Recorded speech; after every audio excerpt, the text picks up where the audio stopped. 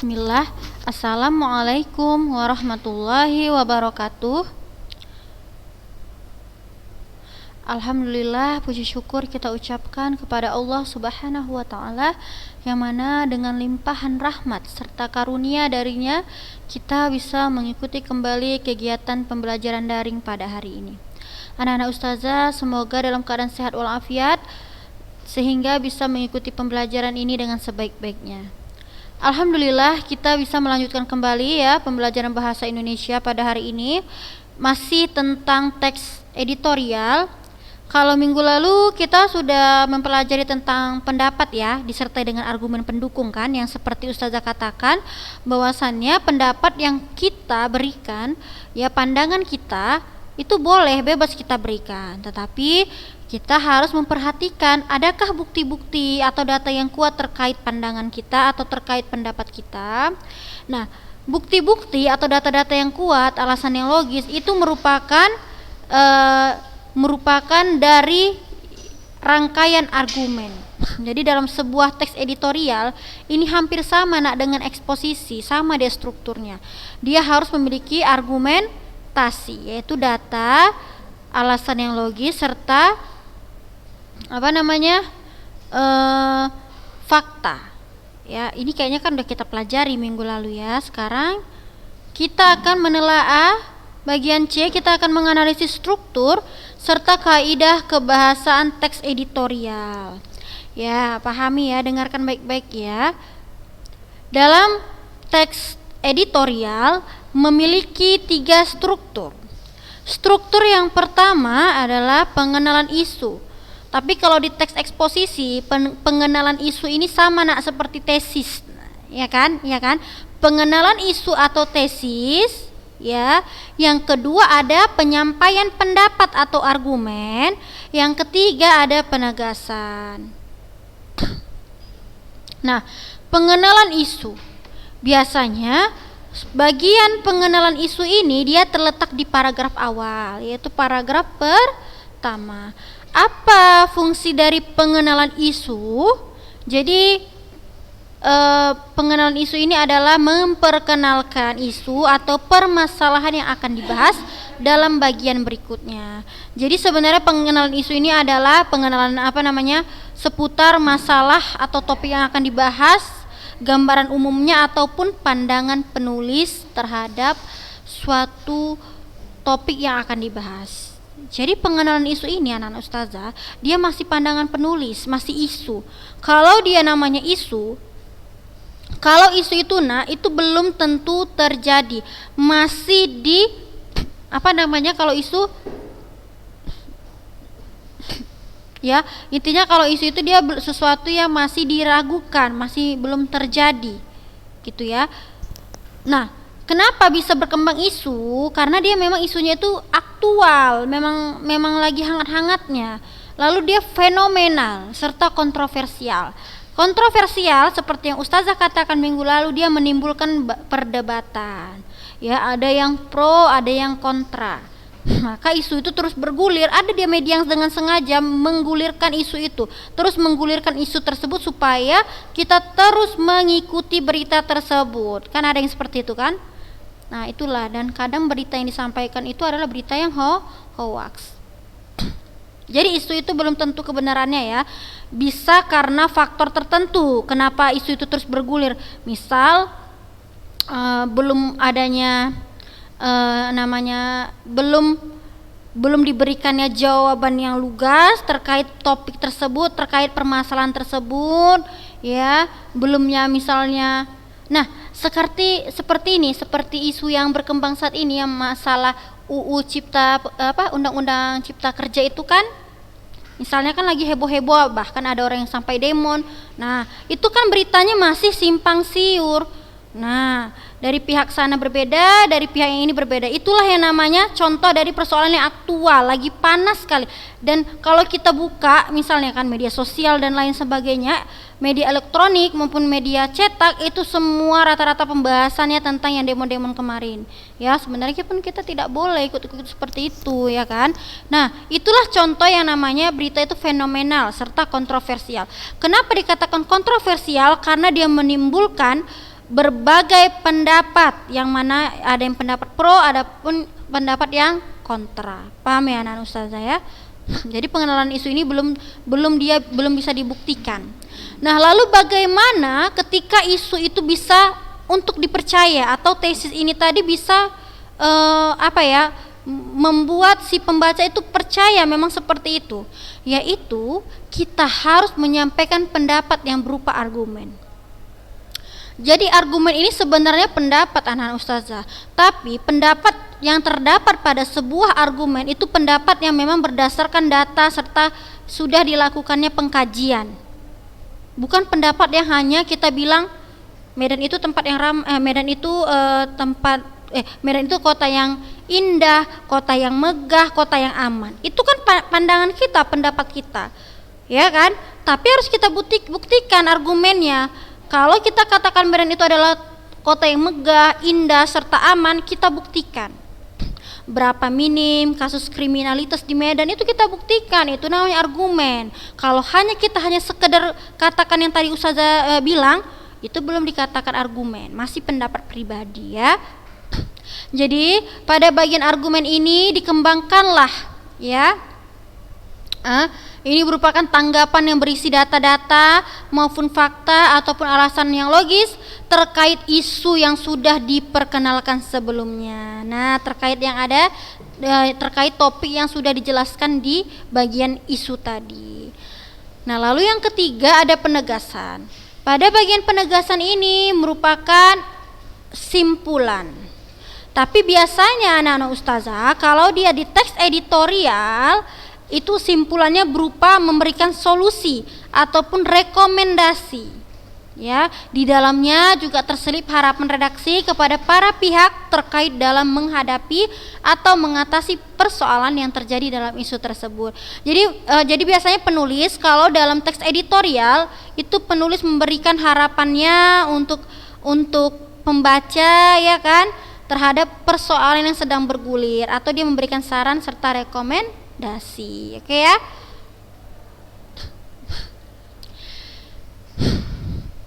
Sekarang kita mau baca teks eksposisi yang ini dan kita sama-sama mau mencari strukturnya ya anak-anak ustazah ya.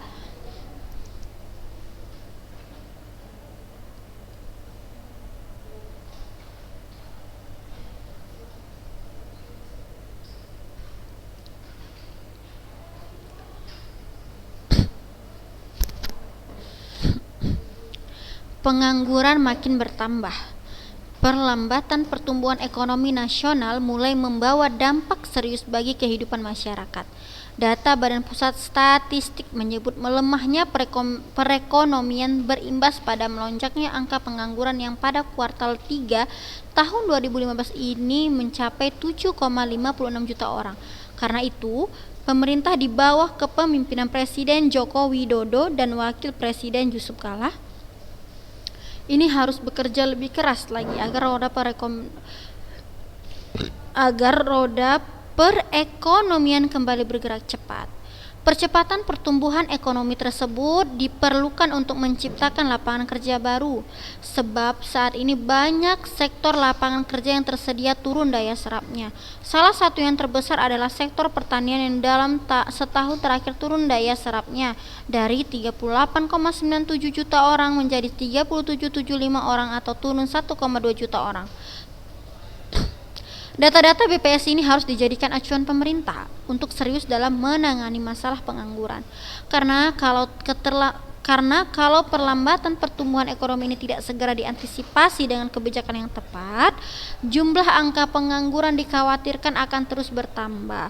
Kita juga tak bisa menyalahkan industri-industri yang akhirnya melakukan PHK sebagai upaya efisiensi agar tetap bisa bertahan. Pertumbuhan ekonomi di kuartal 3 sebanyak 4,73% ini memang membaik dibanding sebelumnya yang mencapai 4,65%.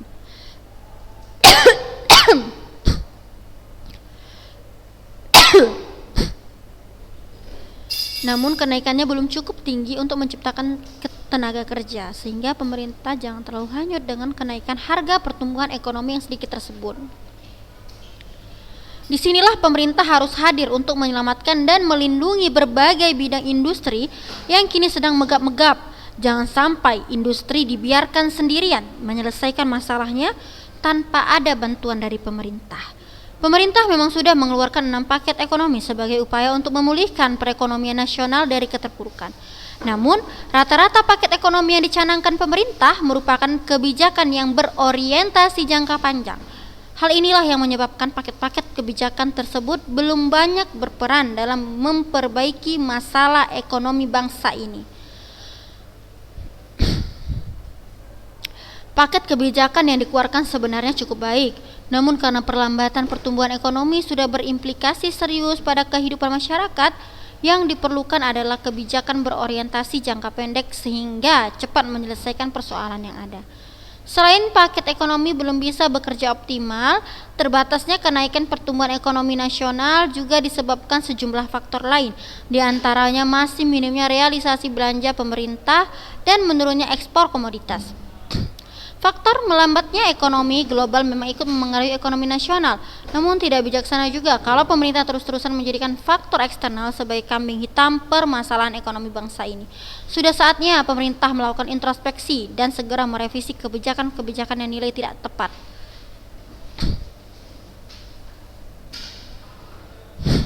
Intinya, pemerintah harus tetap optimis untuk bisa menyelesaikan masalah ini.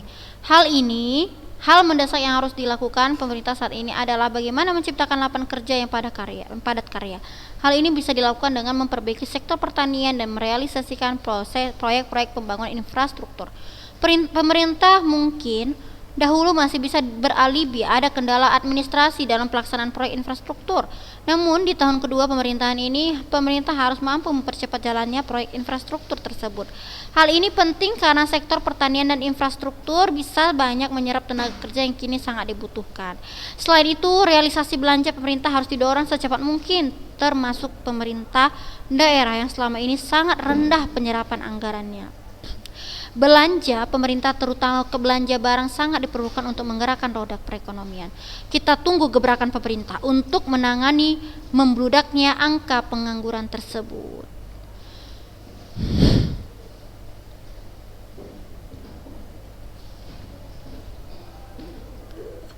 Oke, jadi anak-anak ustazah, ini tentang pengangguran yang semakin bertambah di Indonesia. Ini udah lama sih kejadiannya, tapi bisa kita amati ya strukturnya ya. Biasanya anak ustazah, struktur pengenalan isu itu kan terletak di bagian pertama, paragraf pertama ya. Tetapi kadang di paragraf pertama itu kadang dia panjang kan. Kadang sudah masuk argumen juga di paragraf pertama, tapi bisa kita ambil loh yang tesisnya aja.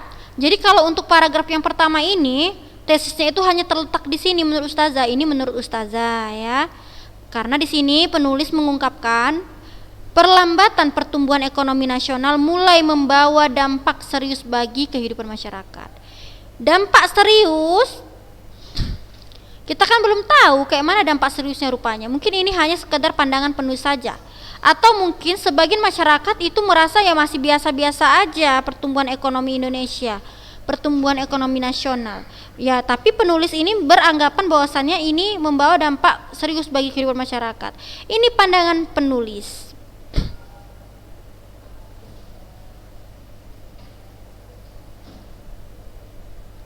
Tapi ini bisa juga ini sebagai pandangan penulis, memang dia ada datanya ya. Tapi data di sini hanya sebagai istilahnya pembuktian aja, bukan. Maksudnya data di sini hanya sekedar penyampaian aja, bukan berarti argumen juga. Ya, tapi kalau di bahasa Indonesianya memang ini argumen juga sih seperti ini. Data Badan Pusat Statistik menyebut melemahnya perekonomian berimbas pada melonjaknya angka pengangguran yang pada kuartal 3 tahun 2012 ini mencapai 7,56 juta orang. Oh iyalah, ini udah masuk argumen, jelas ini udah ada data-datanya. Jadi anak-anak ustazah, kalau argumen itu dia data-datanya itu enggak harus berupa angka, dia juga bisa berupa hasil wawancara, pandangan ahli, pendapat para ahli, itu bisa itu jadikan argumen ya. Jadi ini termasuk argumen walaupun dia masih ada di paragraf 1, tapi nggak apa-apa ya, karena dia sudah ada data-datanya nih. Ya, tapi ini nggak apa-apa kalau kalian pun mau buat tesisnya ini di paragraf 1 semua, ini nggak apa-apa karena memang ini ada pandangan penulisnya memang ya nak. Lalu sekarang kita cari penyampaian pendapat berupa argumen. Jadi nak harus berkaitan, argumen yang diungkapkan harus terkait dengan isu yang disampaikan yang tadi ya, terkait tentang perlambatan pertumbuhan ekonomi itu seperti apa sih sehingga dia ya dinilai sebagai dinilai membawa dampak yang serius bagi kehidupan masyarakat. Nah, jadi di sini dibuktikan oleh penulis, mungkin dia melakukan wawancara atau mengikuti informasi-informasi yang pokoknya informasi yang akurat berdasarkan data-data serta fakta ya.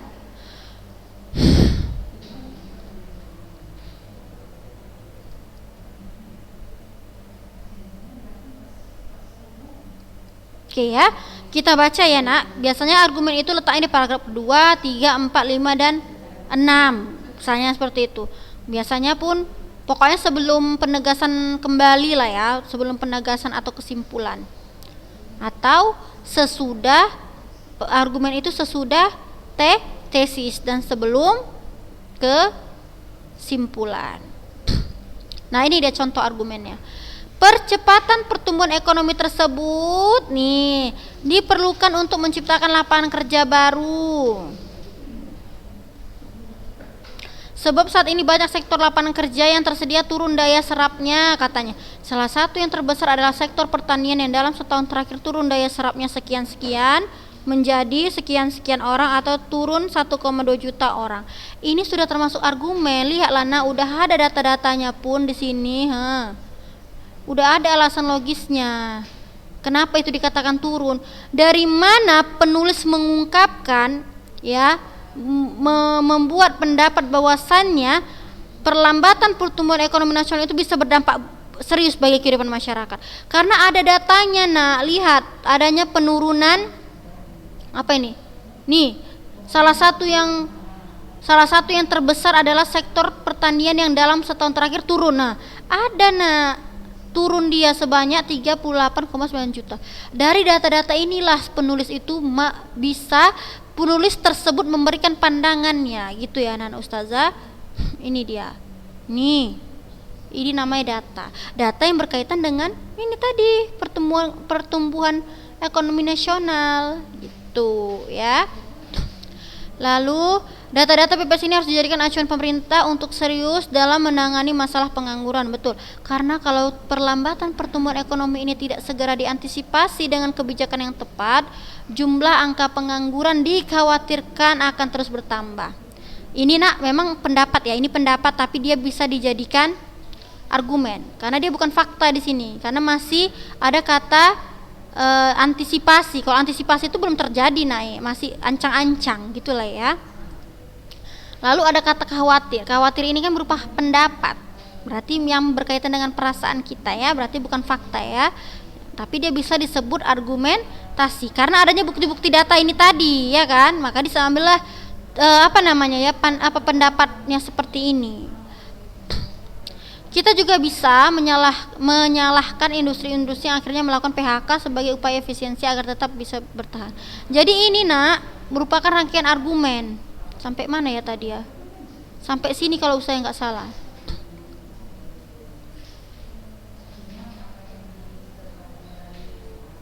Nah, sampai sini. Nih, ini sampai sini udah termasuk argumen. Lihatlah, nah ini ada juga data-datanya. Pertumbuhan ekonomi di kuartal 3 sebanyak 4,7% dibanding sebelumnya yang mencapai 4,65%. Ini kan data inilah argumen.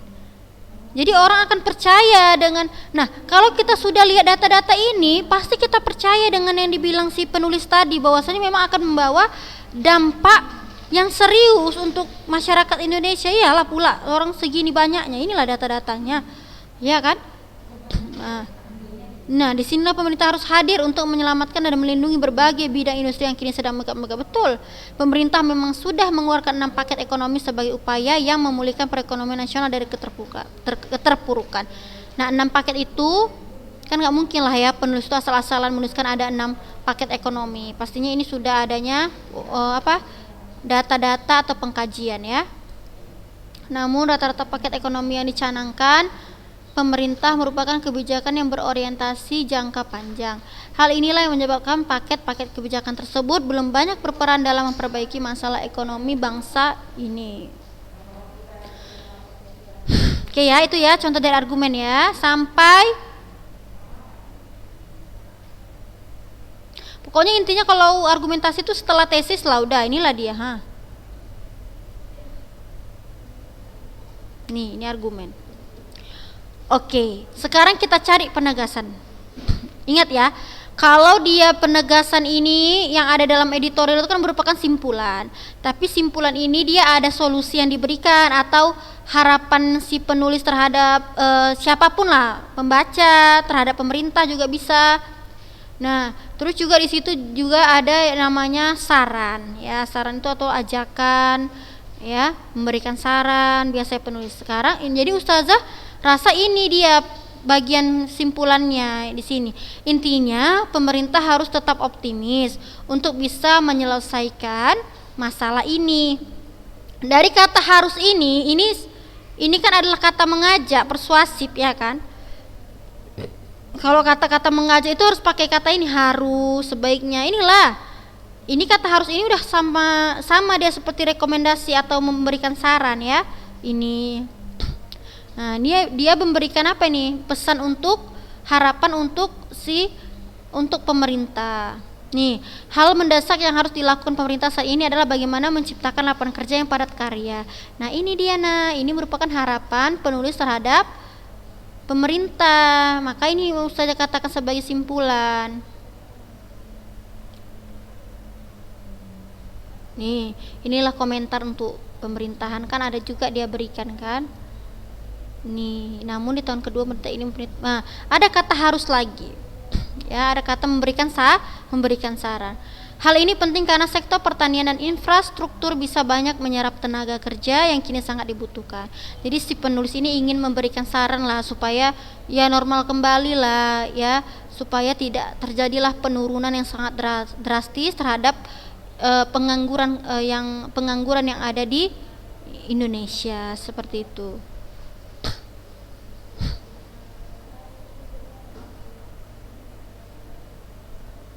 Nih, selain itu realisasi belanja pemerintah harus didorong secepat mungkin, termasuk pemerintah daerah yang selama ini sangat rendah penyerapan anggarannya. Belanja pemerintah, terutama belanja barang, sangat diperlukan untuk menggerakkan roda perekonomian. Kita tunggu gebrakan pemerintah untuk menangani membeludaknya angka pengangguran tersebut.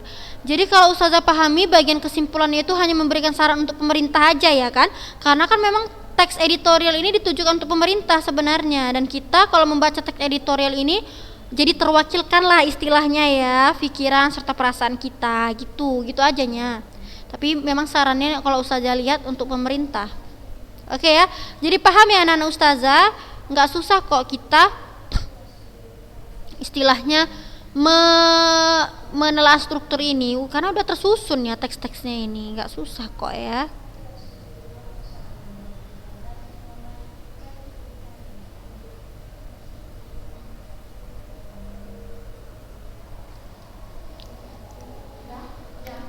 Belum.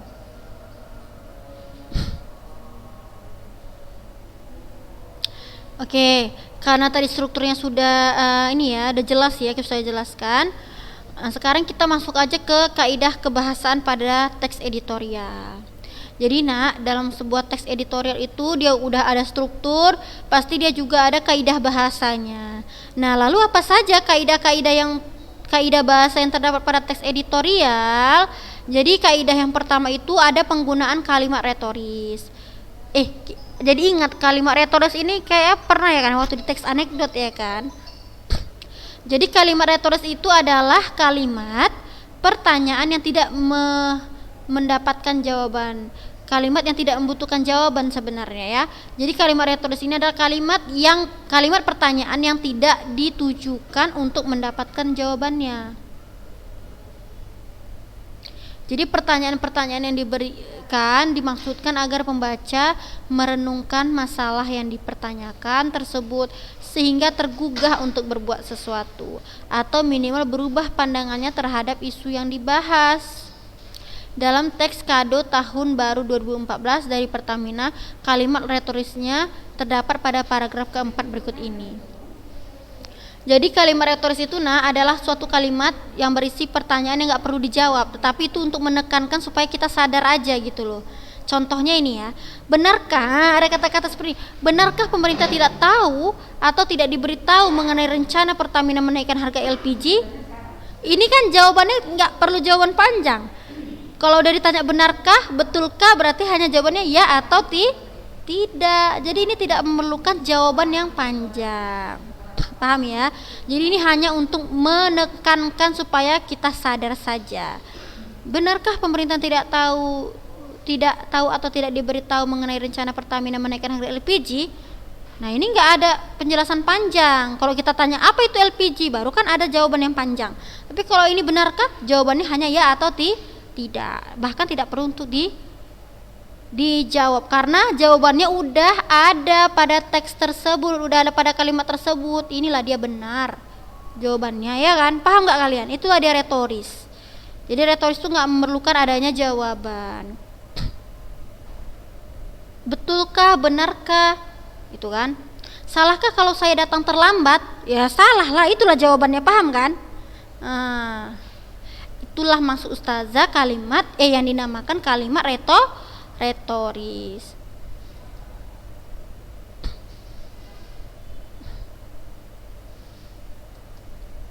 Oke, kalau untuk kalimat retoris banyaklah contohnya tadi kan, kayak misalnya salahkah saya terlambat, ya pasti salah. Misalnya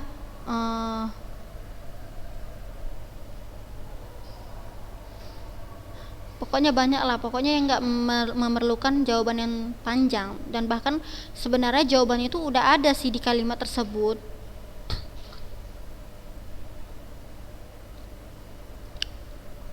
Oke, yang kedua, menggunakan kata-kata populer sehingga mudah bagi halayak untuk mencernanya. Tujuannya agar pembaca tetap merasa rileks meskipun membaca masalah yang serius dipenuhi dengan tanggapan yang kritis. Dalam teks kado tahun baru 2014 dari Pertamina, contoh kata-kata populer adalah terkaget-kaget, pencitraan, dan menengarai. Jadi sangat penting ya menggunakan kata-kata populer. Jadi kata-kata populer itu adalah kata-kata yang sudah tidak asing lagi kita dengar, ya. Agar apa? Nah, agar bisa dipahami dengan baik oleh pembaca. Contohnya terkaget-kaget, pencitraan, menengarai. Ini kan kata-kata populer tapi dia penuh makna, paham kan? Ini ada maknanya ini. Menengarai, terkaget-kaget. Terus tadi ada yang di teks ini kan? Kalau di teks ini contohnya nih, ini kata populer nih, megap-megap. Kita kan tahu megap-megap itu artinya apa, anak ustazah? Megap, kayak udah susah bernapas lah gitu istilahnya kita. Kayak udah di ujung lah gitu nyawa kita, megap-megap kita. Nah, paham ya? Megap-megap di sini ya seolah-olah kayak mau tenggelam kita istilahnya. Itu dia maksudnya kata-kata populer. Optimal. Dah, jadi kita untuk kaidah bahasa sampai situ aja dulu ya anak ustazah, karena kan panjang tuh. Jadi untuk kaidah bahasa kita bahas sampai di sini dulu ya. Hanya apa tadi, kata populer sama dengan apa tadi ya? Dengan kalimat retoris. Jadi mudah-mudahan ya pembahasan kita hari ini dapat dipahami dengan baik ya anak ustazah, dan semoga anak ustazah selalu dalam lindungan Allah. Jangan lupa juga berdoa agar segeralah Corona ini berakhir dengan baik sehingga kita bisa berkumpul kembali di sekolah kita yang tercinta ini. Karena ustazah yakin ananda sekalian pasti akan merindukanlah suasana sekolah ya. Sekian dari ustazah. Assalamualaikum warahmatullahi wabarakatuh.